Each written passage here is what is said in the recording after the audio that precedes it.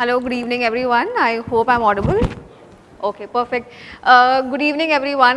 We know that you all have had an extremely long day, and we would like to believe, all of us out here, that the best has been saved for the last. So and we are running behind schedule. So while this is scheduled for a 1 hour conversation, we'll do a power packed, slightly shorter time duration, so that it's in the interest of time for everyone out here.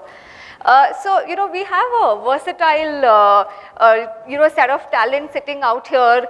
We have all of them coming from absolutely different walks of life. So, be it looking at business before, starting to look at HR, or be it looking at, army before, coming to HR, or, being a founder, or, looking at cultures across various countries. So, we have it all on the dais today for all of us to learn and take away a lot of these aspects. And the topic that we've been given is also of utmost interest to all of us, given the date and time that we are in. Technology in HR, that's what we are going to talk about today. So while we are going to leverage from the experience of all the veterans out here, if there are any questions or anything in particular that the audience would like to understand from them, please do feel free to interrupt us and put up your questions up front. Right? So, a warm welcome to all the panelists as well. Thank you. On the topic of technology in HR, right, and it's large, it's huge, so where do we start? So we are trying to cover all aspects of HR a little bit, so that everyone is beneficial from this.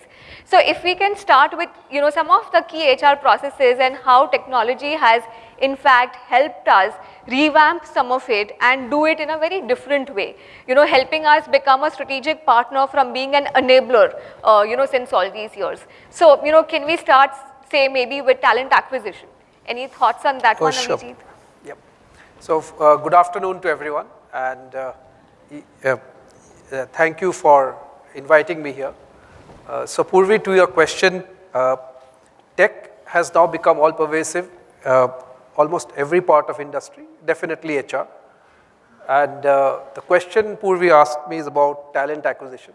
A little while ago, a lady was explaining that the entire employee experience starts with a person joining. I would just take it a little further back, is that even when we are kind of identifying the pool from where we'll recruit, technology plays a big role today. How we present ourselves on LinkedIn, how we present ourselves on different social media platforms, recruitment platforms. So the whole way, in fact, in HR today, we no longer recruit because employees have a choice. So most of the time, the employee chooses to work with us. So the concept of recruitment has undergone a certain change. So the entire process is now on a technology platform. So as I said, social media, LinkedIn, then the engagement, the initial stage of engagement is on some IT platform. Either it is on the company website, or it is email, some form of a tech platform that will be used for engaging with a potential candidate. Interviews are virtual today, and some of the interviews are also asynchronous. So you need not have a person. I mean, we can give a topic, the person records it and uploads it onto the career site, and it has been seen asynchronously by the recruiting manager. So this entire process of interviewing, looking at CVs or resumes, scraping through resumes which are automated, using artificial intelligence, you can spot out who the best fit will be. The whole gamut of recruitment activities are now tech-driven. If one has to go a little deeper, we had done it in Tata Capital, where finally you are recruiting a person for longevity, that is, will stay longer with us and also be productive. So we had a host of data to figure out what profiles kind of demonstrate that effect. And so whenever a candidate came in, the profile, based on that scanning of the profile, one could generate a score and show that the propensity to higher productivity and higher longevity is given to the recruiter. The recruiter then decides whether they should take the score or not take the score, but at least it gives the guidance. So this whole process of identifying, wooing, the process of interactions, the entire thing is now on a tech platform and highly tech-driven. And I mean, there are further stages to the entire process, but this forms an important part of the employee experience as well as recruitment success. Sure. Thanks a lot. So, it's like it's rightly said, right? We are all moving from, we don't have to sit with like thousands of CVs, screen through them. We have a lot of algos and AI to take care of that, and, we can do more value added work. Pratima, if we can, get to know from you on the talent management aspect and how some of that has undergone change in your view. Firstly, thank you so much for getting me on this esteemed panel of speakers. And I believe all of us here, if not most of us rather, if not all of us, are from the HR fraternity. And HR is known already to handle one of the most agile perspectives or the agile areas in the organization, and that is the mind of an employee, right? So now we are only left to think as to how efficiently we can, bring in, or rather efficiently work towards contributing to the business in being a little more agile. And that's where technology comes in, and we can take help of technology. Typically, when it comes to talent management, right from the processes of the goal setting to the rewards, the employee experience bit, the learning, skilling, the entire life cycle of an employee can be managed through various aspects of technology. For me, when it comes to being, a fintech in my organization, what comes most importantly is how does, say, the Jira or the Jira, whatever, the project management tool, speak to my HRMS? How can the data that is there, how can that project experience help me in enabling or bringing up suitable resource management perspectives in my upcoming projects is where I search for the help that technology can bring in. How can I create some patches? We don't need to change all of the technology that we are already working on. What patches can I bring in to enable some small aspects of the entire employee life cycle so that he can experience a faster decision making by the organization. The organization can experience better return on investments on my wage bill and other allied staff costs. So it's all about where I can input small perspectives, if not change the entire technology that we are already working or invested into, and give that experience to that employee when it comes to his entire life cycle. Yep. Thank you for that. Thanks a lot for giving us a holistic view, and especially, given the fintech space that the organization is operating in, it's a technology experience that you're giving to your clients.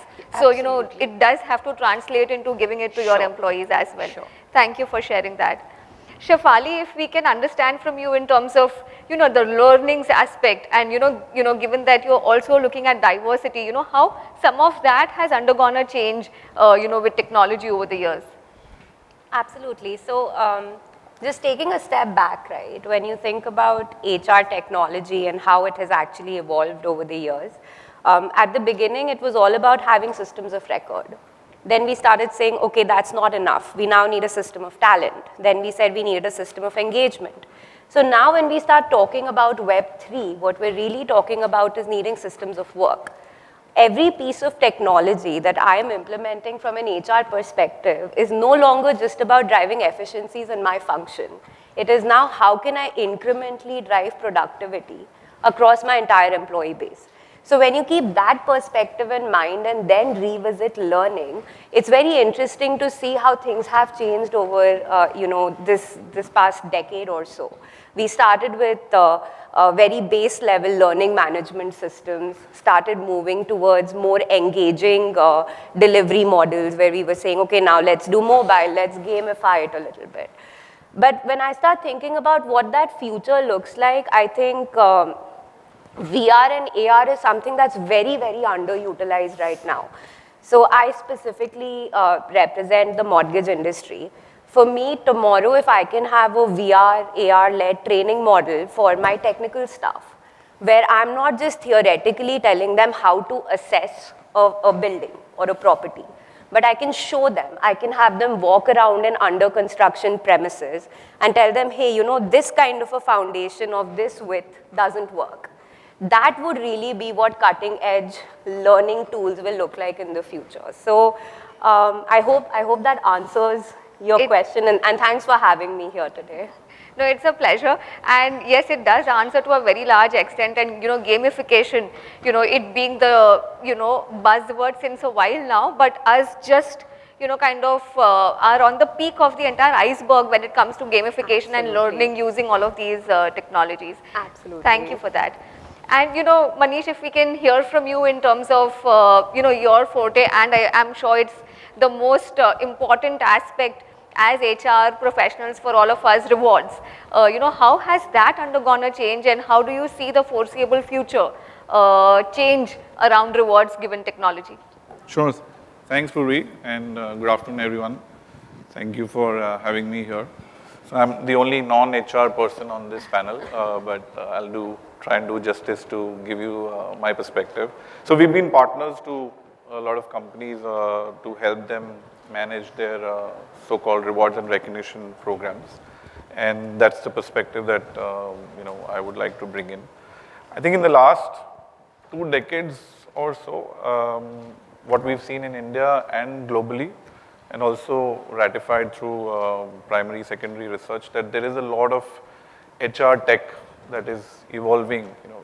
And I'm saying this because we've always seen this happening more on the marketing and sales side, predominantly, or historically that's how it has been, that we always refer to marketing technologies and technologies which were helping sales and the marketing side of it.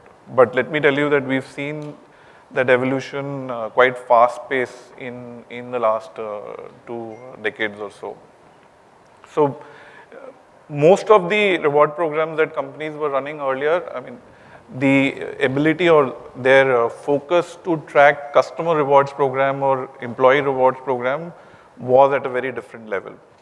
But I would say mid 2010 onwards, what we're seeing is, one, there is availability of technology platforms on this side for HR, and two, even the focus from HR.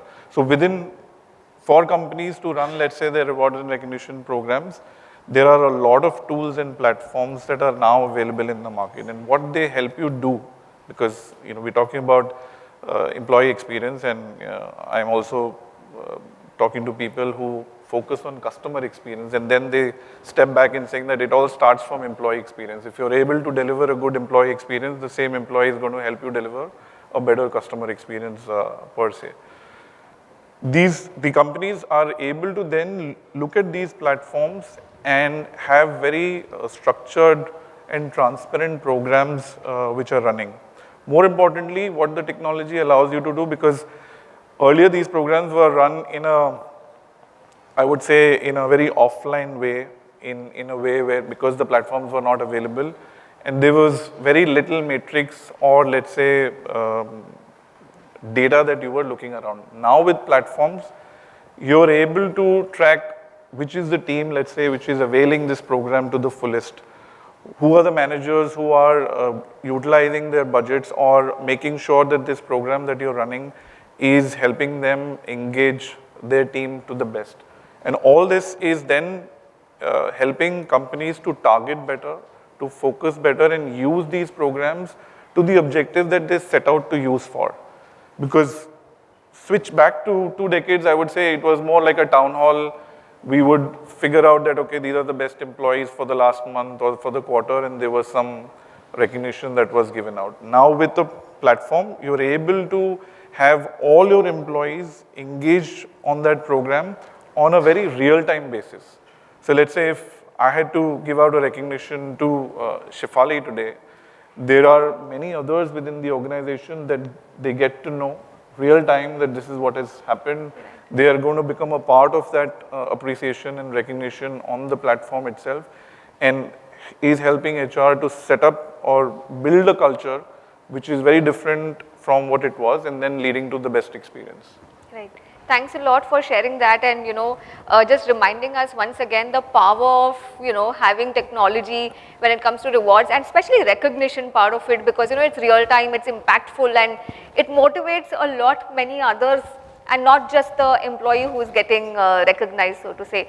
And taking a cue from that and building upon because you spoke about business a little bit, and we'll take it from there to understand that given the technology in HR and how it has changed a lot of things, how has business benefited out of all of this?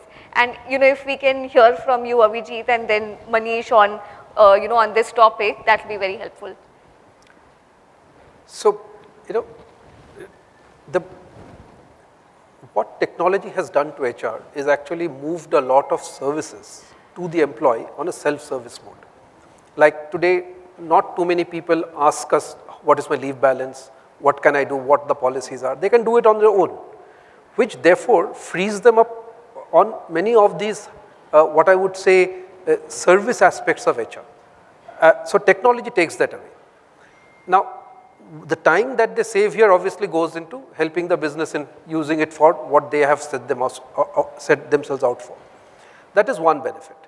The other benefit, which we were just hearing, is that the HR systems have now, sort of brought in a lot of data about people. So I'll relate an example. We have a data lake which basically gives us access to actual performance data and people data, and we can look at this data together. Therefore, figuring out who can do what job better and who under what circumstances does a certain work better. This is very good information to line managers as to whom to deploy for what kind of work, or whom to rotate, whom to take to the next level. So a lot of things which were earlier done through a subjective gut feel can now be based on partly on data. I don't think data can overtake everything, but it definitely assists in decision making related to people. So in my view, these are the, plus HR today, as Shefali was mentioning, is that also looks for avenues where it can deploy this robotic process automations, RPAs, so that you don't need to actually get people there. It can be automated on its own. And this is a mandate, at least at our HR, that what can be automated, let it be automated. Let's not hire a person for that. So the their cost ratios come down. So broadly, technology and HR are, can help in basically making it more productive, better decision making, and reducing costs wherever it can. Right. Thank you so much. And Manish, your take on it. So the way I would look across is two words. One, agility, and two, personalization. Again, I'm going back to the domain that I come from and how it's helping organizations. I'll state through some examples.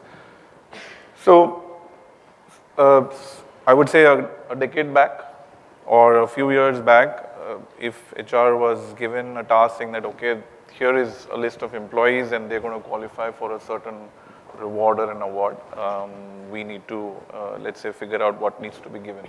A typical process or a traditional process has been you would go shortlist products, and these products traditionally were either branded merchandise, or if it was a gifting moment, it was sweets that were given out to employees. And it comes with this whole lot of activities of choosing the vendor, deciding what to give, figuring out the logistics. Least to mention for organizations which our panelists belong to, distribution of this to all the employees has been a huge hassle that we see. Most importantly, you never knew whether the product or the reward or the gift that you chose was really relevant or not at the end of the day, and was it really making sense for the employee to enjoy that for the occasion that it was given out. Now with tech, and I would say what's happened is that there is a lot of digital reward options that are now available, and that's so. Like us, many partners are helping organizations to use digital rewards in a very, very innovative way. And that's where I'm talking about agility, because today if the same thing has to be done, your turnaround time to do an activity for employees could be as low as 24 hours or 48 hours. You could turn around and saying that, okay, this is what I feel can be given to the employees, and you could fulfill that in that time. So one, the agility part. Two, and most importantly, is the personalization. The number of options that you have to be able to choose from, and then you're not leaving it to the HR team or somebody in HR to decide on the behalf of employee that this is what I feel he or she would like to receive on a long service award or let's say on a festive occasion. And there are multiple products, so something that we call in our parlance like a smart gift voucher, which can give you multiple options through a simple SMS email delivery, and you are sure that there would be something relevant for the employee to choose for him or herself. And that's the personalization power that we're talking about. Again, leading to more relevant rewards being given out, better experience. So the whole objective of you trying to do an activity like this, you're sure that it's going to bear fruits. Thank you so much. And hyper personalization, that's what all of us have been talking about, not just HR, outside, everywhere.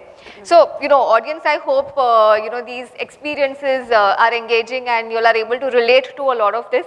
Once again, if there are any questions from anyone or, anything that you would like, the panelists to dwell upon, please do, feel free to interrupt us on this one.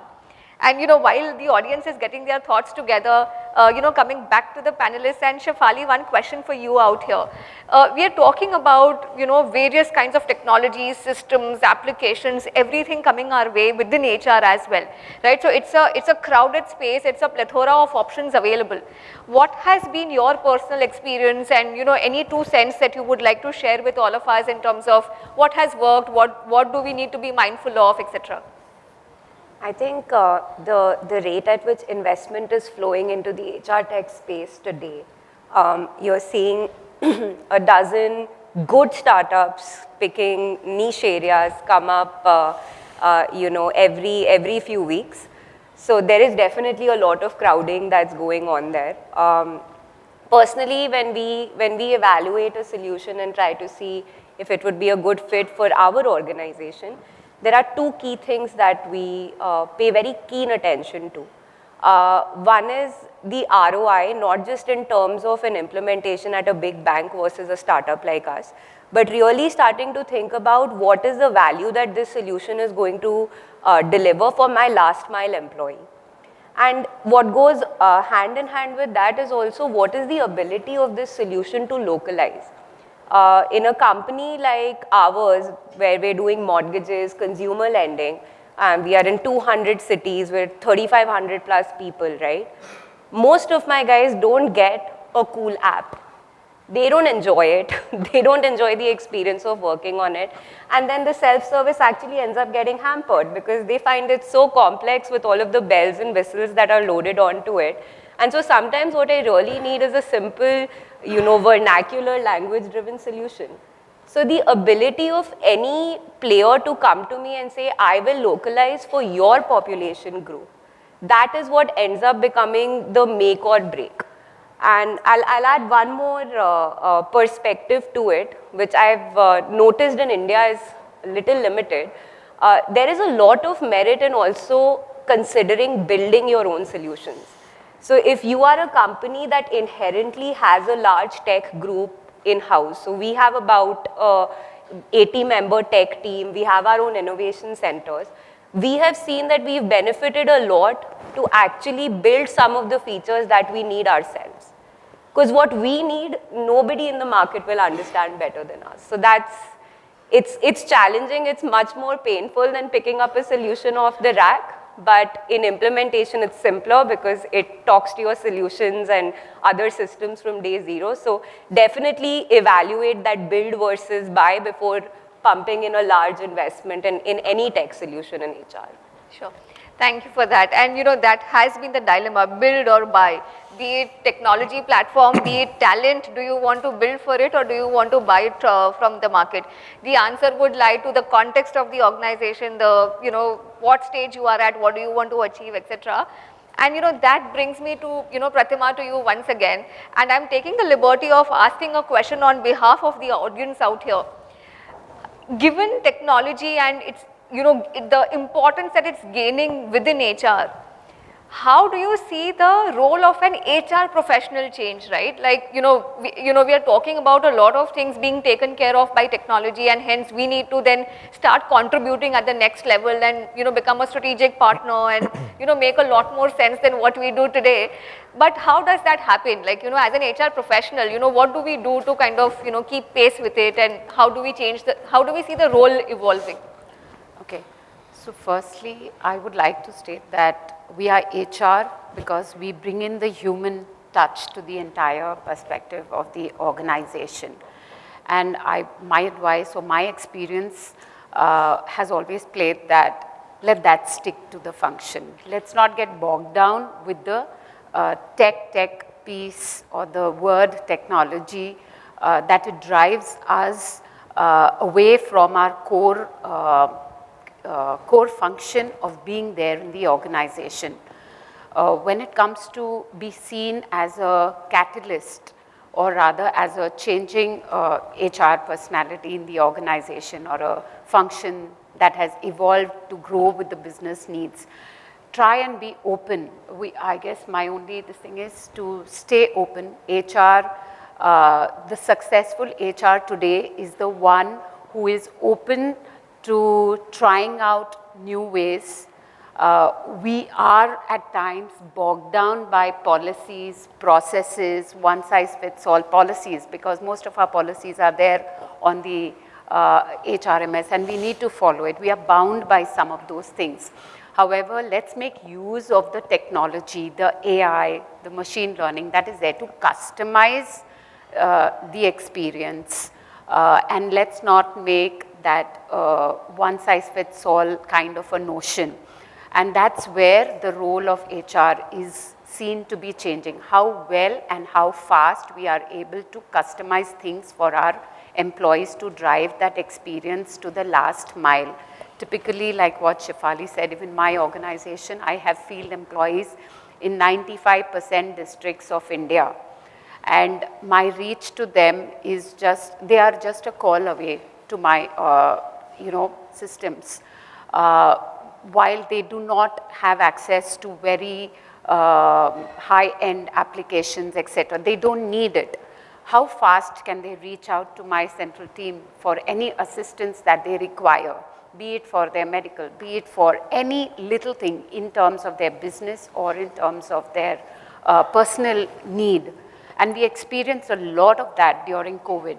And we were happy that we could create platforms, create those desks, create those one-touch click, reach systems and help for our employees. So that's how we've been able to evolve. And the only advice is keep things simple, because we humans are already having too many complicated things in our heads, and so do our employees being in their personal spaces. And they spend at least 8 to 9 hours and probably many more hours on our work. So it's our role as HR to keep things as simple as possible. And most importantly, we need to enable the communication system. That's where I feel HR plays a very big role in the organization, how well we can set the communication tone in our system, set the fluency or the percolation of the messaging down into the system. And I guess technology can help us a lot with that. Use all these to probably become a catalyst, a better catalyst in the organization. Thank you so much for that. And, like you rightly mentioned, being simple, I think that's the most difficult thing to do, right? We are all so complicated everywhere, simplicity is difficult to get these days. Thank you. Thanks so much. We really do hope that, this discussion was helpful and it answered some of the questions that you all would have had otherwise. Thanks a lot.